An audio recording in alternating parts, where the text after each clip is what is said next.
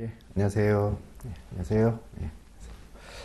오늘부터 이제 CFA 레벨 2 에쿼티 말씀드리게 될 텐데요. 레벨 1을 넘어오신 거죠. 레벨 2에 계시다는 건. 어, 레벨 1보다 레벨 2 공부하시면서 이제 어떻게 느끼셨을지 모르겠는데, 제가 이제 체감하는 바는 레벨 1보다는 한층 더 이제 아카데믹한 깊이가 좀 있습니다. 공부를 제대로 깊이 하셔야 된다는 뜻이고요. 그것은 레벨 1 때 제가 잠깐 언급 아마 드렸을 텐데, 초기에. 레벨 2의 핵심은 그 에셋 클래스고요. 그게 이제 에쿼티, 픽스 인컴, 데리베티브, 얼터너티브 이 네 개가 되고요. 레벨 2에서 배우는 핵심은 밸류에이션입니다. 다 가치 평가를 하는 거죠.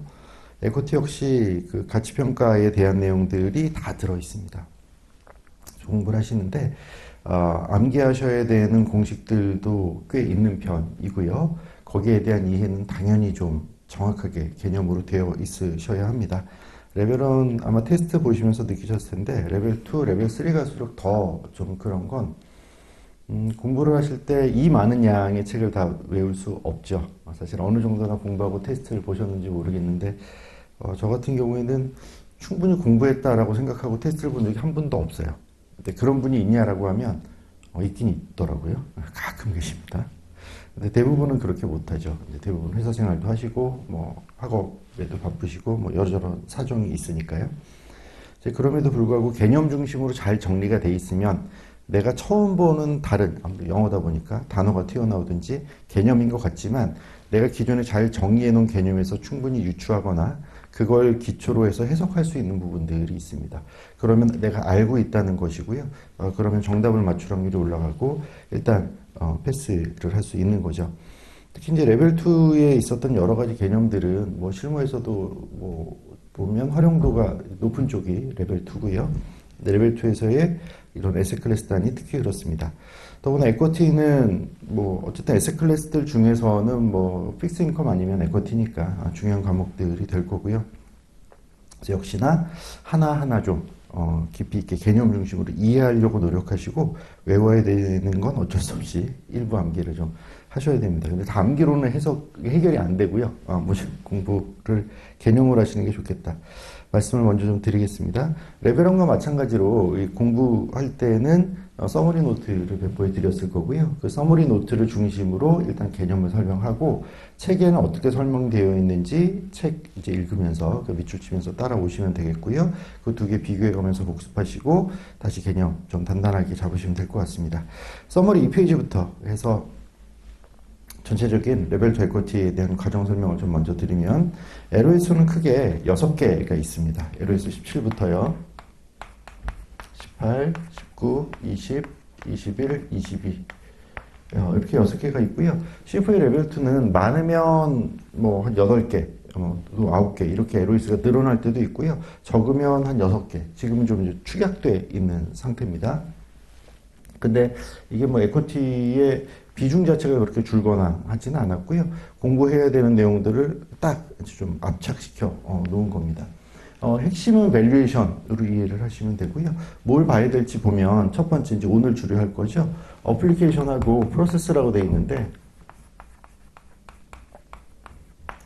그런 겁니다. 이제 주식을 밸류에이션하기 위해서 알아야 되는 기본 개념들 그리고 밸류에이션하는 방식에는 뭐가 있고 어떤 상황에 어떻게 어프로치해야 되고 이런 것들입니다. 그래서 서론인 거죠. 그 다음부터가 이제 본론이 될 텐데, 그래서 18이 레벨 1 때도 있었던 거 있잖아요. 디비던드 디스카운트 밸류에이션, 배당 할인 모형입니다. 이걸 배울 거고요. 이걸 배우는 이유는 이것 자체가 실무에서 많이 쓰이냐 그러면 그렇지 않은데요. 그럼에도 불구하고 이 DDM을 통해서 다른 이론으로 확산돼 나가는 부분들이 많습니다. 그래서 일단 이론적인 베이스를 잡는 데 중요하기 때문에 이걸 이제 설명을 드릴 거고요. 19에서는 멀티플 얘기를 할 겁니다. 우리가 뭐 잘 알고 있는 프라이스 투 어닝, 프라이스 투 북 밸류 이런 것들이죠. 그 마켓 베이스드 밸류에이션이라고도 하고요. 그러니까 마켓 베이스는 시장에 있는 다른 회사들과 나를 비교해 가면서 밸류에이션 하는 거기 때문에 그렇고 또는 렐러티브 밸류에이션이라고도 합니다. DDM 같은 그 정확한 미래 현금 흐름을 할인해 오는 밸류에이션, 통상 DCF라고 하는 것들은 값이 하나 정확히 틱 나와요. 근데 이게 맞는지 틀리는지가 좀 애매합니다. 왜냐면 어썸션이 많이 들어가니까. 근데 멀티플 같은 경우에는 시장에 있는 다른 애들의 시장에서의 평가되는 가치를 보고, 가격이죠. 관찰되는 가격을 보고 내 가치를 판별하는 거기 때문에 마켓 베이스 밸류에이션 또는 렐러티브 밸류에이션 뭐 이렇게 부르고요.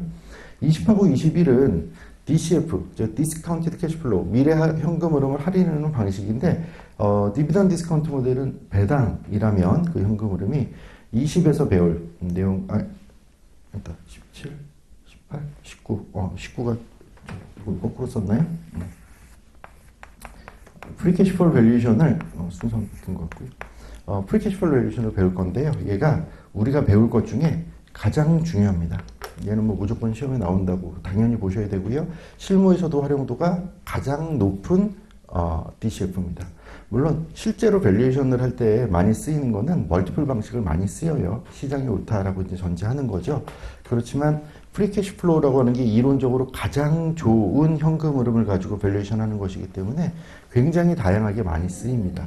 물론 시험에서도 가장 출제 빈도가 높게 나오는 거고요.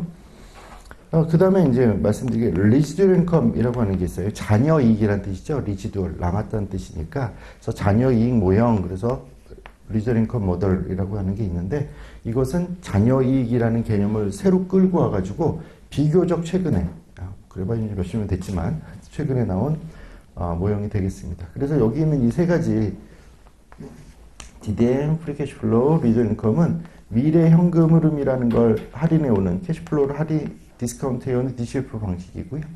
이 멀티플을 가지고 우리가 밸류에이션하는 렐러티브 방식 두 가지가 있겠습니다. 22의 마지막으로 배울 게 이제 프라이빗입니다. 비상장 회사라는 뜻이죠. 이 위에 있는 거는 상장사를 기준으로 해서 그렇게 밸류에이션을 하고요. 프라이빗 컴퍼니에 대한 밸류에이션은 별도로 배웁니다. 프라이빗은 상장에 비해서 좀 다른 특성들이 있겠죠. 비상장이기 때문에 뭐 회사가 좀 작다든지 아니면 사업 초기, 얼리 스테이지라든지 이런 것들이 있습니다. 그래서 그런 부분들 감안해서 쓰이는 용어도 좀 다르고 어프로치도 좀 다릅니다만 기본적으로 위에서 우리가 배운 것들을 비상장 쪽으로 전환시킨다. 이제 이렇게 보시면 되겠고요. 이 프라이빗 밸류에이션은 비상장이 지난 몇 년 좀 핫했죠. 최근에는 좀 자금이 말리고 있긴 합니다만 각광받는 부분이고요. 레벨 3 가면 프라이빗 마켓이라고 하는 사모시장 관련된 부분이 굉장히 큰 패스웨이. 그러니까 과거에는 우리가 이런 것들을 배우는 이러한 에쿼티에서 배우는 항목들 뿐만 아니라 픽스드 인컴 얼터너티브 거기에 관련된 뭐 FSA 회계 배우는 것들이나 뭐 통계라든지 뭐 에틱스라든지 다른 것들 특히 포트폴리오 매니지먼트 같은 것들을 다 모아가지고 여러 가지를 쭉 배우잖아요. 그러니까 레벨 3 가면 그걸 통합하는 작업을 하게 되는데 다 통합해서 과거에는 포트폴리오 매니지먼트라고 하는 패스웨이가 하나였어요. 길이 하나였거든요. 근데 이제 그 길을 2개 정도 추가로 더 열어놨습니다. 바로 올해부터요. 그래서 배우는 것들이 좀 달라지는데 그 세 가지 큰 틀 중에 하나가 프라이빗 마켓, 사모시장입니다. 그만큼 사모가 지금 많이 좀 커지고 있는 거죠. 그래서 어쨌든 에쿼티 측면에서도 프라이빗 마켓에 대한 밸류에이션, 기본적인 내용들, 이해도를 높입니다.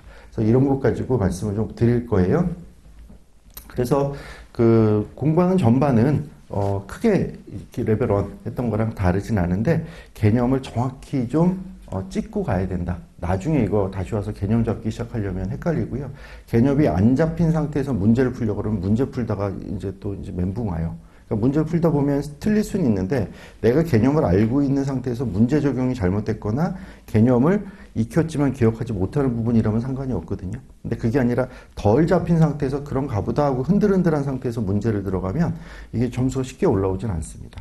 그래서 보면 그 통상 한 70점, 100점 만점 기준으로 정도 되면 안정권이라고 이제 얘기하잖아요. 근데 보면 그럼 그만큼 맞춰야 되는데 마지막에 파이널쯤 가서 보면 흔들흔들 할 경우가 있습니다. 근데 어떤 분들 대부분 흔들어버려요. 왜냐면 문제 이제 그렇게 안 풀어봤으니까. 근데 어떤 분들은 몇 주 하면 금방 이제 탁 잡혀서 스코어가 나오는 분들이 있고 안 그런 분들이 있거든요. 그러니까 개념 베이스가 좀 흔들거리면, 좀 부실하면 그런 일들이 있습니다. 그래서 개념 하나하나를 중심으로 잘 좀 이해를 해야 되겠다. 그렇게 좀 전제를 하고 가볼게요. 자, 서머리 3페이지 가지고요.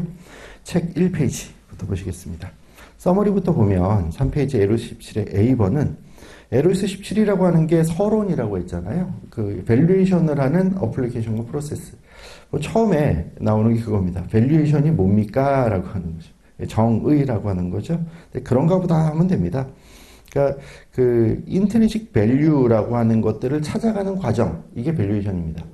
그러니까 인트리식 밸류, 진짜 밸류라는 게 있다고 보는 거예요. 주식을 하고 있으니까 주식이라는 자산에 진짜 밸류가 있습니다. 그 밸류를 찾아가는 과정이 가치평가, 즉 밸류에이션이 돼요. 그럼 진짜 밸류라는 건 뭐냐? 라고 하는 거죠. 책에는 서머리부터 해야 되는데 서머리는 그냥 뭐 개념적인 내용을 옮겨놓은 거라 책 바로 볼게요. 1페이지 보시면 중간 하단에 LOS 17의 A번 그 밑에 줄이요. Valuation, 가치평가는 is the process of determining the value of an asset. 에셋의 가치를 찾아가는 과정이고요. 그 밑에 패러그래프의 첫 번째 줄 중간 볼드 채로 intrinsic value라고 되어 있죠. 내재 가치라고 하는 것은 읽어보면 we are referring to the valuation of an asset or security. 어떤 특정 에셋이나 security의 valuation을 한다는 것은 by someone who has complete understanding. 누가 있는데요. 이 사람은 complete한 understanding을 해요. 완벽한 이해를 가지고 있거든요. 뭐에 대해서? of the characteristics of the asset or issuing firm. 이 주식이라는 걸 발행하는 그 회사나 또는 그 에셋에 대해서 완벽한 이해를 가지고 있는 누군가를 전제하고 있다는 거죠. 그래서 그 완벽한 전제를 가지고 있는 그 이해를 가지고 있는 누군가가 지불할 의사가 있는 가격, 이게 이제 인트리식 밸류의 사전적인 정의가 되겠고요. 그래서 보면 그 잠깐 넘겨보시겠어요? 이 페이지 가서 그 상단 두 줄 밑에 보면 이 밸류라고 하는 게 진짜 리얼 밸류라는 게 있다면 이건 누군가 알 수 있을까? 모릅니다. 이거는 순간순간 매 순간 변하기도 하고요. 고정되어 있지 않다는 뜻이죠. 그리고 이걸 완벽히 아는 사람은 없다고 봐야 돼요. 그럼 우리가 가치평가를 해서 찾아내는 밸류는 뭐냐? 우리가 밸류에이션 쭉 배울 텐데 이거는 에스티메이션, 추정한 밸류입니다. 애널리스트들이. 그럼 애널리스트가 추정했더니 주가가 11,000원짜리가 있었다고 해봐요. 근데 이 주식이 지금 시장에서 거래가 되는 마켓 프라이스, 마켓 밸류가 9,000원이라고 해봅시다. 그러면 11,000원짜리가 9,000원에 거래되고 있으니까 지금 싼 거죠? 그렇죠? 그리고 프라이스가 언더 프라이스, 언더 밸류도 되어 있다는 거고 바이 디시전을 할 수 있을 겁니다. 그럼 이거를 두 개로 브레이크다운을 할 수 있다는 거죠. 첫 번째 뭐냐면 리얼 밸류가 있다고 하는 겁니다. 예를 들어 얼마인지 모르지만 그것과 가격의 차이가 있다는 거죠. 트루 미스프라이싱이 있다는 겁니다. 그러니까 실제로 시장하고 시장이 책정하고 있는 가격하고 그 에셋이 가지고 있는 가치하고 차이가 나는 게 있다고 쳐봐요. 예를 들어 진짜 밸류가 아무도 모르지만 12,000원이라고 치면 거기서 9,000원을 빼면 프라이스 9,000원이라고 했으니까 3,000원만큼이 뭐다? 트루 미스프라이싱. 진짜로 미스프라이싱 된 부분이라는 거예요.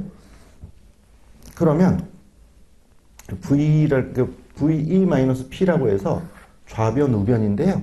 이 우변에 이 value라고 하는 걸 더하고 뺄 거거든요. 자, 여기는 더한 거죠. 이제 빼볼게요.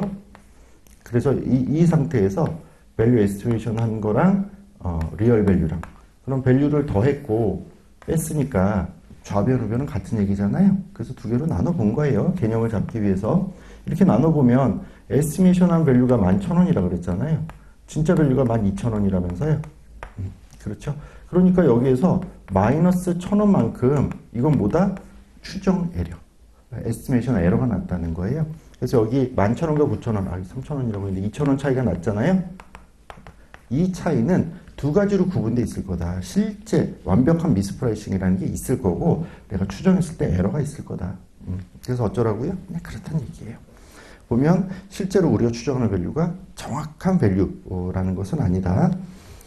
그래서 책을 보면 서머리 볼게요. 서머리 3페이지에 보면 그 하단부에 에셋 미스프라이싱이라고 타이틀이 있고 박스 두 개 있죠. 위에 있는 박스 보면 효율적인 시장이라면 이거 레벨론에서 한 거예요. 인트리식 밸류와 마켓 밸류는 같죠.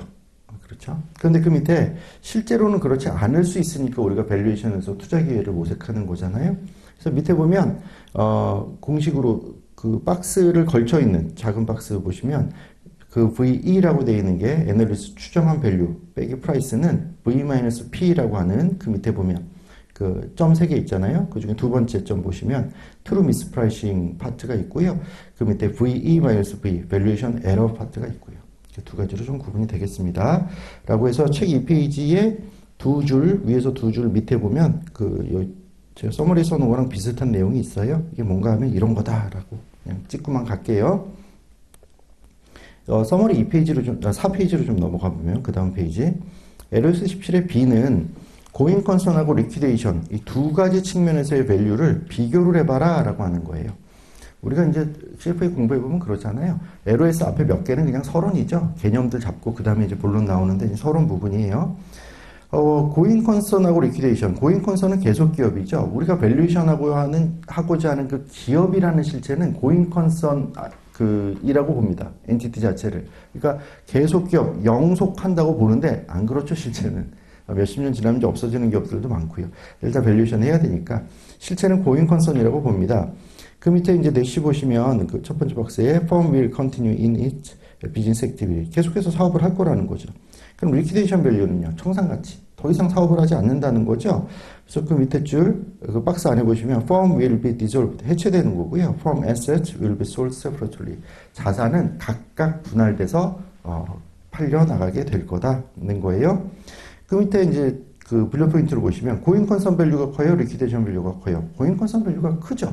왜요? 리퀴데이션 밸류는 바닥가치예요. 플로어 밸류. 실제로는 이 자산들을 가지고 영업을 해서 더 많은 이익을 내고 현금 흐름을 가져오고 그렇게 하면 그 기업의 가치가 더 크게 리퀴데이션 밸류보다는 크게 나오는 게 당연하다라고 하는 거예요. 그 차이는 이 둘의 차이는 뭐에서 나냐면 그 밑에 체크해 놓은 거 있죠. Value added from asset 시너지에 따라서 난다는 거죠. 우리가 어떤 기업을 봤더니 장부에 에셋이 있어요. 에셋에 워킹 캐피탈, 인벤토리도 있고요. 그로트 리지버블도 있고, 일부 보유현금도 있고, PPE도 있고요. 인텐저블 무형자산도 있고, 기타 자산들이 쭉 있어요. 여기 있는 자산 중에 인벤토리 빼고 나머지는 판매 목적이 아니죠. 사업을 영위할 목적입니다. 이 에셋을 가지고 무엇을 하려고 하는 거냐면 매출이라는 걸 발생시키기 위해서 이 에셋을 가지고 있는 거잖아요. 에셋을 우리가 구성을 해놨으면 매출이 잘 나올 겁니다. 그 다음부터는요, 수익성이 나와야죠. 영업 수익성이 나와야 되고, 단계 순이익이 나와야 되고. 그러면 기업은 이 에셋들을 잘 활용해서 매출을 일으키고 이익을 발생시키면 그 이익은 어디로 갑니까? 리테인드 어닝으로 가서 에퀴티 홀더, 그 기업의 주인인 주주의 몫을 증가시키죠. 이게 이제 기업이 순환하는 과정들이잖아요. 자, 그러면 이 계속해서 이익을 내고 내 지분, 에퀴티를 증가시킬 거라고 생각하니까 주주 누리들은 투자를 합니다. 그런데 이걸 만약에 청산했다라고 하면 이 각각을 따로따로 팔아야 되잖아요. PP 큰 공장 설비가 있고, 공장 토지가 있고, 공장 건물이 있고, 기계 장치가 있어요. 이거 팔아봐야 이제 고철값 나오는 거죠. 공장 건물을 오히려 이제 원복해줘야 될 수도 있고, 비용이 들 수도 있고요. 그 공장지대에 땅값 해봐야 얼마 되지도 않을 겁니다. 근데 이걸 실제로 매각하기 위함이 아니라 이걸 가지고 더 큰 이익을 내기 위함이죠. 그런데 이렇게 해서 투자를 해가지고 계속해서 이익을 내는데 이익을 너무 조금 내거나 아예 못 내요. 그럼 투자한 게 의미가 없죠. 그럼 어떻게 하면 됩니까? 청산해버리면 되죠. 물론 실제 생활에서는 좀 어렵죠. 거기 이제 지역사회도 있고 종업원도 있고 국가 정책적인 목적도 있잖아요.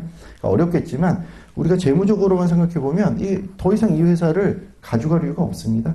청산해서 나눠주면 되니까요. 그러니까 여기 있는 청산 가치보다는 계속기업 가치는 크다. 이게 기본 전제라는 거예요. 책으로 보면 이 페이지에 L17의 B번 볼게요. 그 밑에 줄 보시면 The going concern assumption is simply the assumption that a company will continue to operate as a business. 계속해서 사업을 한다라고 하는 게 going concern assumption이고요. 그 패러그래프 밑에 두 번째 줄 중간 뒤로 보시면 the liquidation value 청산가치라는 게 있는데 이것은 is the estimate of what the asset of the firm would bring if sold separately that of the company liability. 그래서 에셋을 다 개별 정리해서 팔아 넘기고요. 그래서 가져온 걸로 부채 갚고 남았으면 그게 주주 몫이죠. 그게 리퀴데이션 밸류 청산 가치가 되겠다. 고잉 컨선 밸류, 리퀴데이션 밸류 개념 정도 보시면 되고요. L17에 C번이 있는데 이것도 서머리 잠깐 와볼까요? 4페이지 하단 보면 페어마켓 밸류하고 인베스트먼트 밸류에 대한 얘기를 하고 있습니다. 우리가 밸류에이션 얘기를 하고 있잖아요. 그러니까 가치를 평가해야 되는데 우리가 평가하는 가치가 뭐냐라고 하는 거예요. 그래서 이제 가치에 대한 여러 가지 구분값들을 얘기하고 있는 것이고요. 보면 그 4페이지 하단에 있는 것들을 보면 페어 마켓 밸류하고 인베스트먼트 밸류 두 가지에 대한 비교를 해봐라. 페어 마켓 밸류 그 레벨 1 뭐 회계 쪽에서 뭐 이런 시가라고 하는 마켓 밸류의 여러 가지 개념들 배우잖아요. 아직도 있죠. 거기서 보면 페어 마켓 밸류가 뭡니까? 공정 시장 가치. 공정하게 시장에서 내가 얻을 수 있는 가치인 거죠. 그러면 이 페어 마켓 밸류가 있고 인베스트먼트 밸류가 있다고 하면 이 투자 가치라는 건 뭐가 다를 거냐라고 하는 거죠. 이 두 가지를 구분하자는 거거든요. 페어 마켓 밸류가 있고 인베스트먼트 밸류가 있습니다. 페어 마켓 밸류는 뭐냐면 이따 책에서 보지만 잘 알고 있어요. 내가 이 자산이 어떤지. 그리고 이 내가 자산의 소유주예요. 잘 알고 있어요. 그리고 실제로 이걸 내가 가지고 있어요. 그리고 이걸 실제로 팔 의사도 있어요. 얼마인지 간 보려고 그냥 쓱 호가 불러본 게 아니고 내가 실제로 팔 의사도 있어요. 그러니까 willingness, ability, informed 돼 있는 이 세 가지 요건이 다 구성돼 있다는 거예요. 근데 반대편에서 살려는 사람도 똑같아요. 이 자산이 뭔지 잘 알아요. 이해도가 있고요. 이걸 실제로 살 돈도 있고요. 능력, 살 의지도 있어요. 이 둘이 시장에서 암즈 랭스 트랜잭션이라고 하잖아요. 팔길이만큼의 거래라고 하는 건 어디 특정한 강압이나 어디 조폭한테 끌려가서 강제로 시장 찍는 거 말고 그냥 그 상식적인 선에서의 거래가 이루어지면 그걸 페어마켓 밸류라고 하거든요. 공정시장 가치. 그러면 이게 시가라고 하는 데는 별로 이견이 없어요. 이거는 이제 시가에 가장 많이 쓰이는 개념인데요. 인베스트먼트 밸류는 뭐가 다르냐면 페어마켓 밸류가 모두에게 동일하지 않다는 거예요. 일단 어떤 회사의 가치가 있어요. 어떤 기업의 가치가 있는데 이 기업이 얼마인지는 내가 팔려고 그래요. 그럼 나도 잘 알고 있고 살려고 하는 여러 잠재 매수자들도 다 알고 있어요. 근데 그 중에 한 매수자는 생각해 보니까 내가 저 기업을 사오면 내가 하고 있는 비즈니스가 더 강화될 것 같아요. 수직 계열화예요. 저게 원재료를 만드는 회사라 그 원재료를 캐는 광산이라고 하면 그걸 내가 사오면 저 회사를 내가 수직 계열화를 이룰 수 있어요. 아니면은 내가 어떤 뭐 신약 개발하고 있는 회사인데 저 회사가 가지고 있는 연구팀이랑 붙이면 진도가 좀 쭉 나갈 것 같아요. 이게 뭐예요?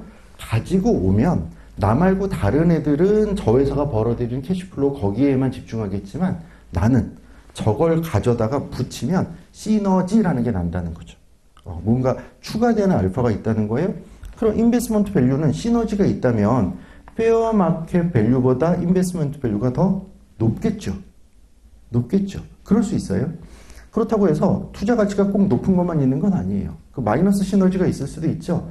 저거 가져와 봐야 기존에 있는 우리 거랑 뭔가 중복되고 좀 혼선이 있을 것 같아요. 마이너스 시너지일 수도 있고요. 그래서 페어마켓 밸류와 인베스트먼트 밸류는 같은 개념 같지만 시너지라는 측면에서 좀 다르다. 그 정도 개념이에요. 그래서 보면 서머리 보면 박스 3개가 나란히 있는데 페어마켓 밸류는 well informed, willing buyer and seller끼리 거래고요. 그 밑에 페어 밸류는 페어마켓 밸류랑 유사한데 목적이 달라요.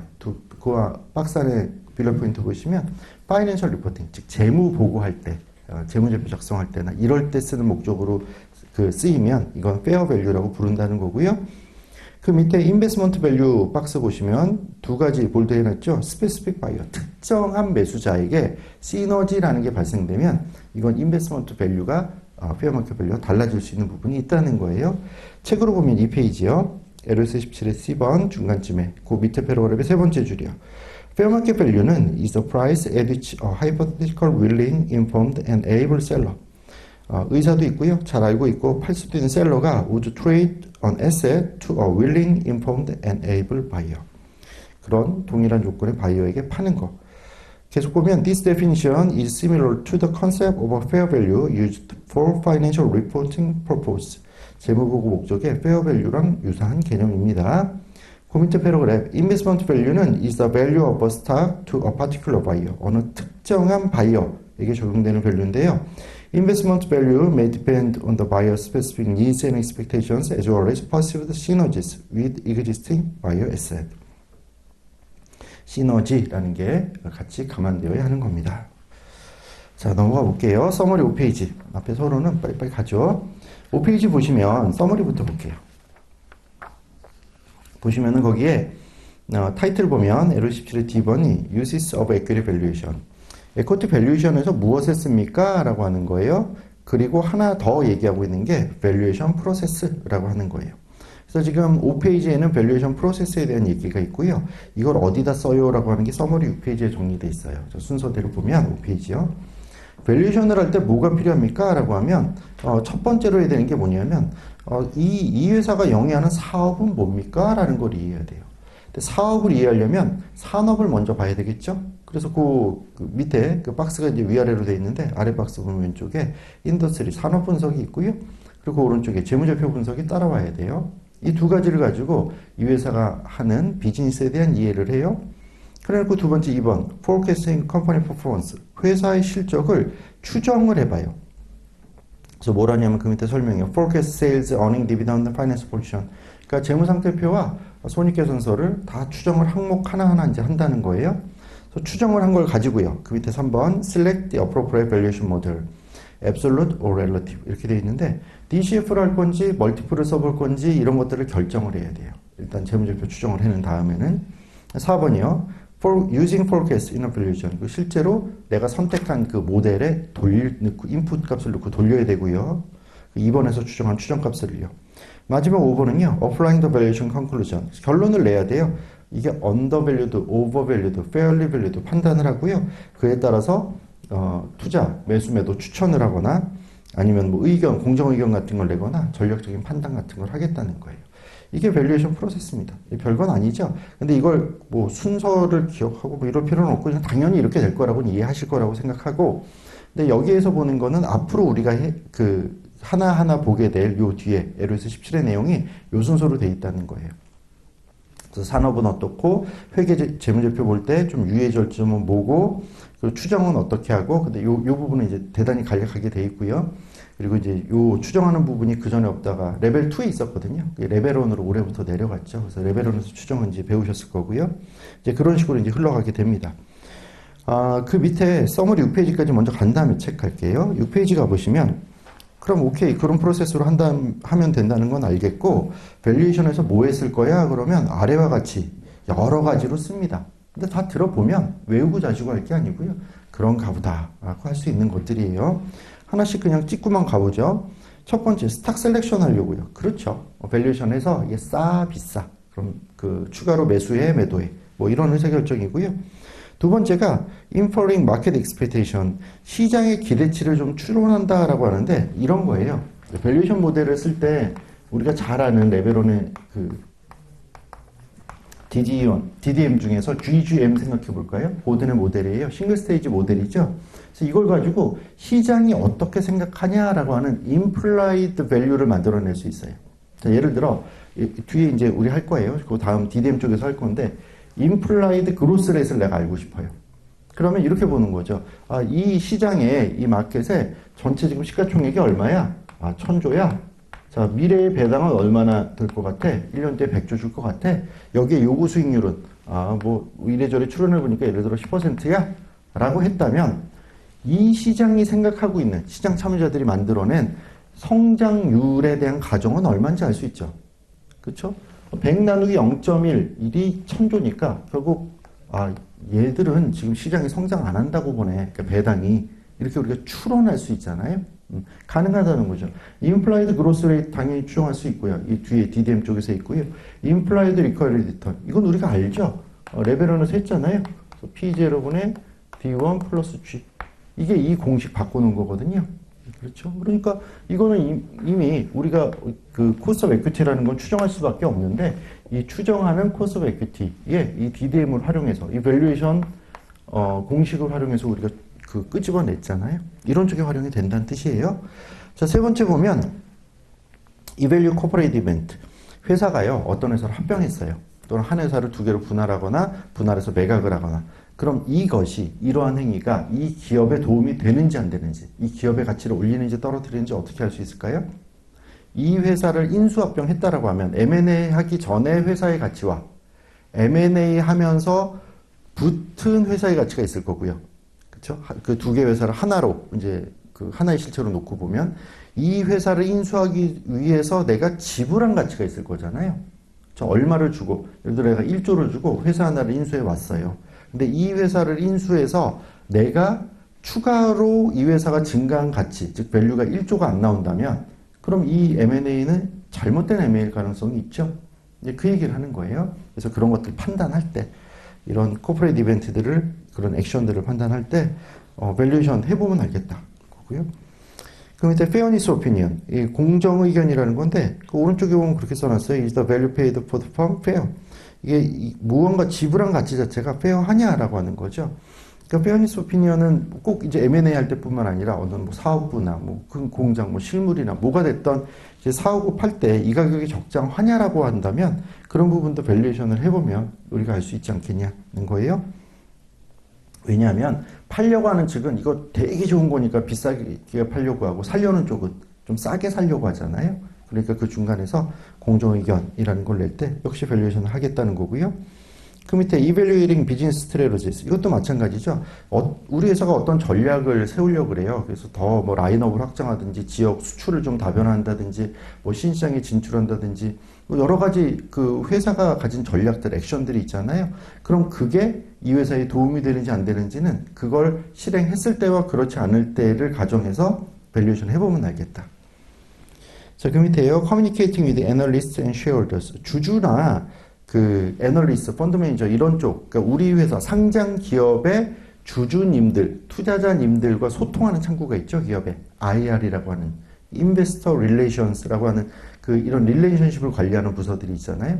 어쨌든 이런 투자자들이나 우리 기업과 관련된 쪽이랑 소통을 할 때 어떻게 소통을 하겠느냐라고 하면 밸류에이션 가지고 이게 이 회사의 기업 가치를 올리는 거냐, 뭐 낮추는 거냐. 뭐 정부가 자꾸 밸류업하라고 하는데 이런 액션들이 진짜 기업의 가치를 밸류업 할 수 있느냐 아니냐 이런 것들 할 때 소통할 때도 필요할 거고요. 그 밑에 Operating Private Business 그 위에서 얘기한 게 상장사라 그러면 비상장사 평가할 때도 당연히 필요하겠죠. 당연한 거고요. 마지막에 컴펜세이션 주식 보상 같은 거 하잖아요. 스톡옵션 같은 거 그때도 밸류에이션 해야죠. 그래야 이제 실제로 내가 준 주식 보상의 가치가 얼만큼 되는지 알 수 있겠죠. 뭐 이럴 때 쓴다는 거예요. 이해 못할 얘기는 하나도 없죠. 뭐 이럴 때 쓴다. 자, 3페이지 가서 보시면 책으로요. 제일 위에 1, 2, 3, 4, 5 이렇게 있어요.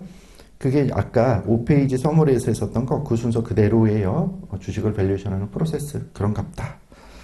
그 밑엔 그럼 어디다 쓸까요? 라고 하는 건데 볼드체로 되어 있는 것만 좀 읽을게요. 그 밑에 패러그래프 보시면 스탁 셀렉션 주식 살 때, 그 밑에 리딩 더 마켓 시장을 추론할 때, 세 번째 패러그래프에 Projecting the Value of Corporate Action 뭐 M&A 같은 걸 하거나 분할 같은 거 할 때 그 가치가 올라가냐 떨어지냐. 자, 그 밑에 Fairness Opinion, 그 밑에 Planning and Consulting 회사의 여러 가지 전략들 실행이 뭐 유의하냐 이런 것들.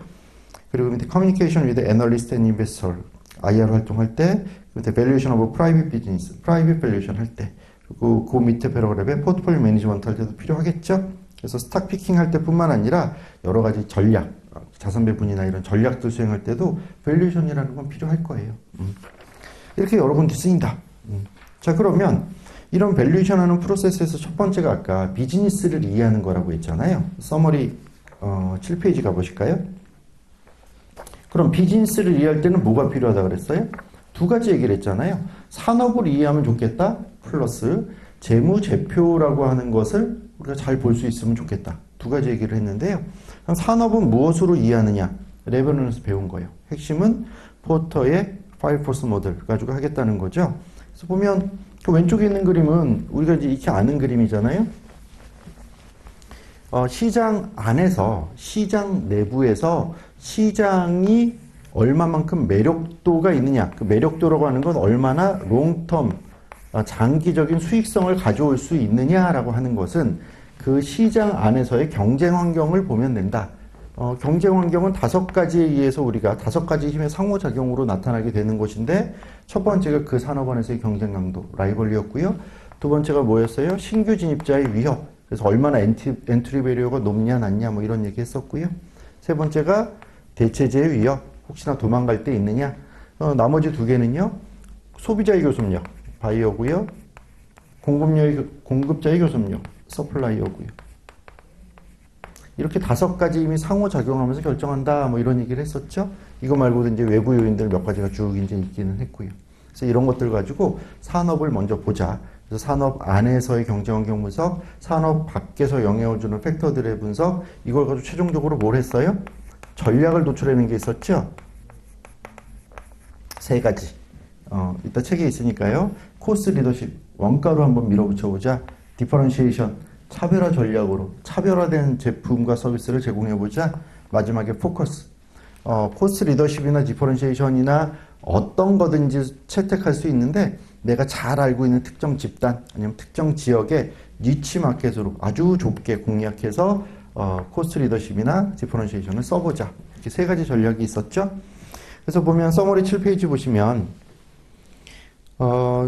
그 좌측에 있는 게 5포스 모델, 그냥 리마인드 정도 보시면 되겠어요. 그리고 오른쪽이 코스트 리더십하고 로우 코스트 전략이죠. 디퍼런시에이션하고 두 가지를 브로드하게 하면 그 위에 있는 박스 두 개죠. 그러면 코스트 리더십, 디퍼런시에이션 이렇게 부르고요. 내로우하게 좁혀가지고 전략을 수행하면 특정 세그먼트에만요. 그러면 코스트 포커스, 디퍼런시에이션 포커스. 자, 이렇게 불려서 우리가 전략을 수행해낼 수 있겠다. 이게 산업을 분석하는 틀이라고 하는 거 간단히만 리마인드 했어요. 책에 보면 4페이지요. LS 17에 2번 있어요. 볼게요. 그 밑에 줄이요. The five elements of industry structure. 산업 구조를 형성하는 5가지 요인들. 그래 1, 2, 3, 4 볼게요. 1번 threat of new entrant. 신규 진입자 위협. 2번 threat of substitute. 대체주의 위협. 3번 bargaining power of buyers. 4번은 bargaining power of suppliers. 수요자, 우리 고객님과 공급자의 교섭력. 이 둘의 교섭력이 높으면 난 안 좋은 거죠? 끌려다녀야 되니까. 마지막 5번이 rivalry among existing competitors. 지금 현재 산업 내에서의 경쟁 강도. 이 5가지 힘들이 작용한다. 그 밑에 줄이요. The attractiveness, 매력도라고 하는 게 그 괄호 안에 long-term profitability, 장기적인 수익력을 가지고 있느냐, 이 산업이.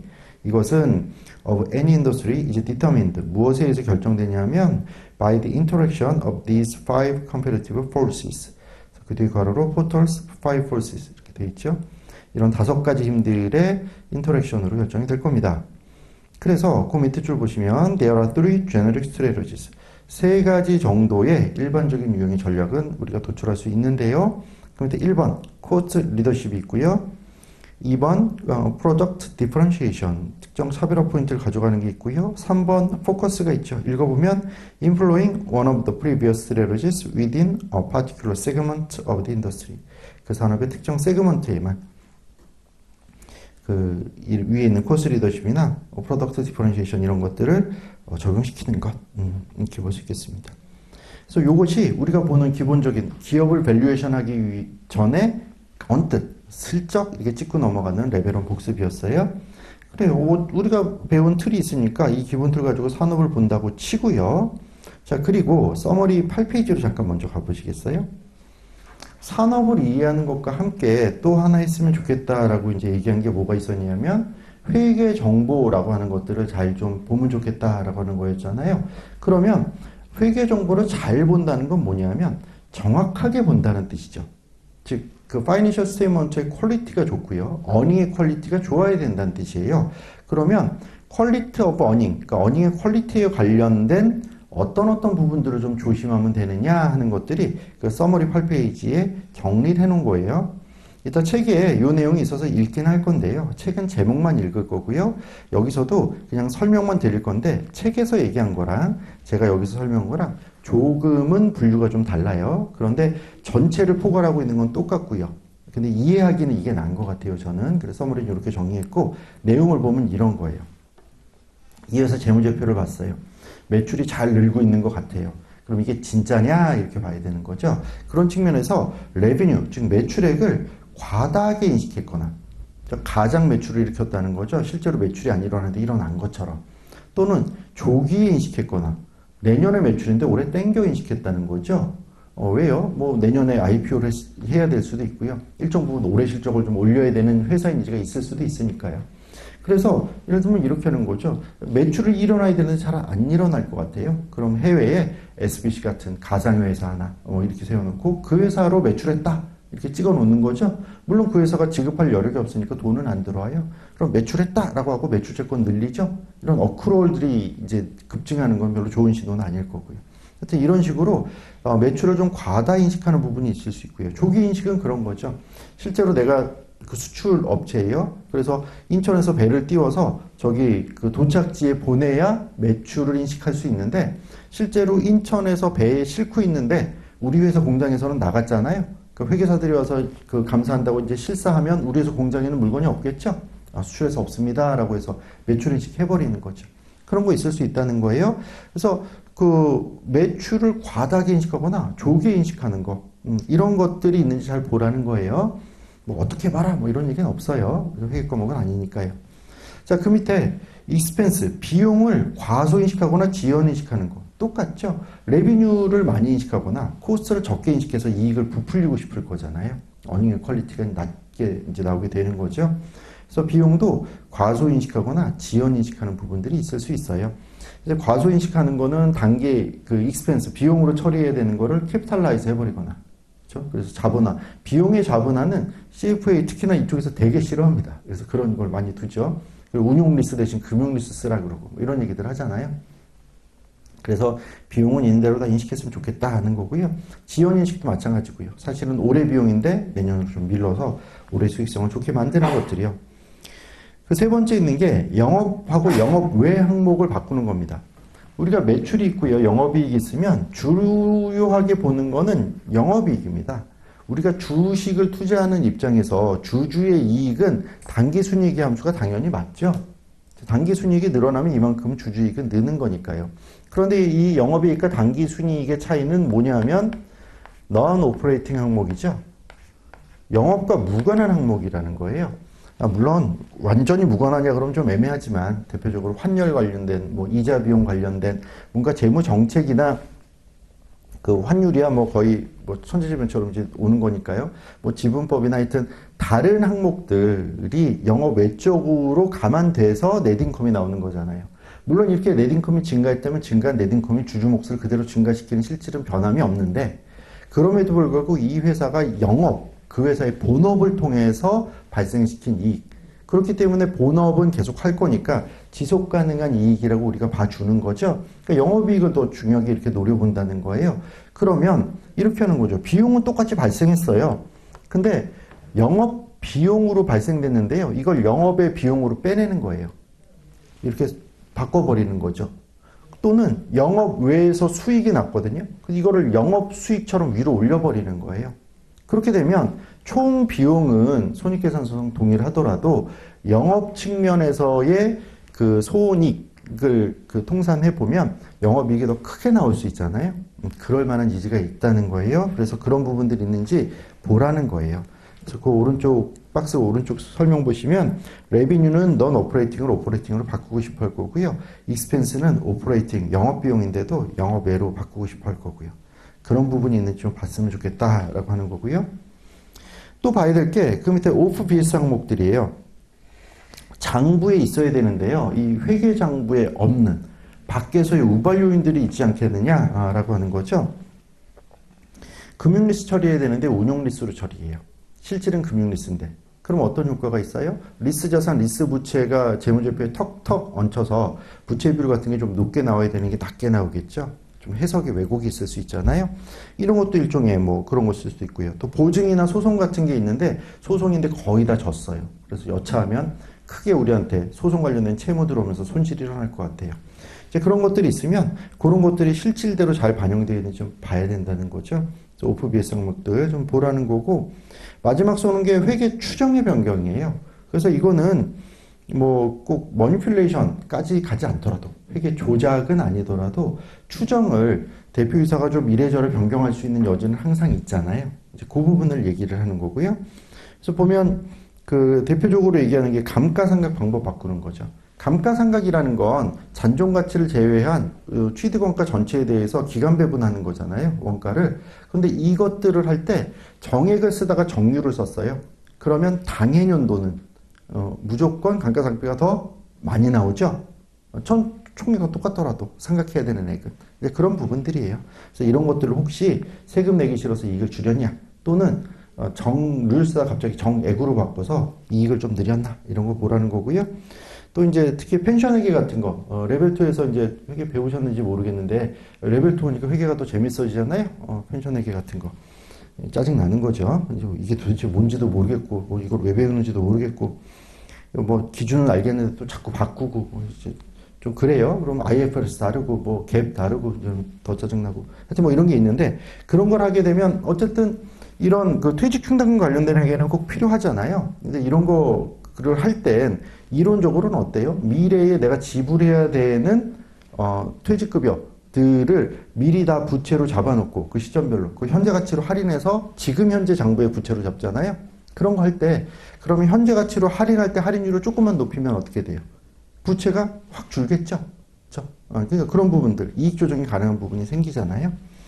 그래서 이런 부분들이 펜션액에서 할인율을 높이면 부채 과소인식 가능한 뭐 그런 등등등이 있으니까 그런 것들이 있는지 좀 이 회사의 회계 기준을 뭘 바꿨는지 이런 거 보라는 거예요. 그래서 정리하면 기업을 이해해야 돼요. 그 비즈니스를 이해해야 되니까. 그래서 산업을 봤어요. 또 회계 기준을 봤어요. 거기에서 혹시나 어닝의 퀄리티에 관련되는 건 요 정도가 있어요. 보시면 되겠어요. 책으로도 보면 5페이지 보실게요. 그 각 패러그랩에 이탈릭체로 누워있는 거, 그것만 좀 볼 건데요. 첫 번째 패러그랩에 보시면 Accelerating or Premature Recognition of Income. 수익 부분을 조기 인식하거나 과도하게, 가속 인식이라는 게 이제 조기 인식하거나 과다 인식했다 이 뜻이고요. 그 밑에 패러그랩 보시면 Reclassifying Gains and Non-Operating Income. 일회성 이익이 있거나 비영업이익이 있는데 이걸 영업이익으로 바꿔버리는 거죠. 비영업 항목, 일회성도 비영업 항목이 이래야 되잖아요. 이걸 영업이익으로 다 돌려놓으면 영업이익이 크게 나올 수 있다라는 거. 그 밑에 패러그래프에 Expense Recognition and Losses라는 게 아까 위에서 본 거랑 마찬가지로 영업, 비영업의 분류 자체를 비용 쪽이라면 영업 비용을 비영업으로 바꾸는 것 그게 하나 있고요. 또 하나 비용을 과소인식하거나 지연인식하는 거. 이게 같이 있는 거예요. 그 두 가지 설명을 여기서 이렇게 같이 해놨어요. 저랑 조금 분류가 다르다는 게 이제 이거예요. 자, 그 밑에 패러그래프 보시면요. Amortization, Depreciation and Discount Rate. Amortization, Depreciation은 회계 추정의 감가상각 또는 그냥 상각 방법의 변경이고요. Discount Rate라는 게 펜션회계에서의 할인율 얘기하는 거예요. 이렇게만 써놓으면 좀 이해가 안 돼서 설명을 드린 거고요. 마지막 패러그래프 보시면 Off Balance Issue 이렇게 돼 있죠. 오프 비스 항목들이 있는지 보고 그거까지도 잘 반영해서 기업을 보시면 좋겠습니다. 라고 하는 거예요. 자, 일단 그럼 회사와 산업을 이해했어요. 그러면 어떤 밸류에이션 방법이 적정한지 밸류에이션 방법 적정한 것들을 좀 찾아보자 라고 하는 거 있었잖아요. 그래서 그와 관련돼서 그러면 밸류에이션 하는 방법이 뭐가 있는지부터 봐야 되잖아요. 근데 시간이 조금 애매하니까 첫 시간을 여기서 잠깐 끊고 10분 쉰 다음에 계속 말씀드릴게요.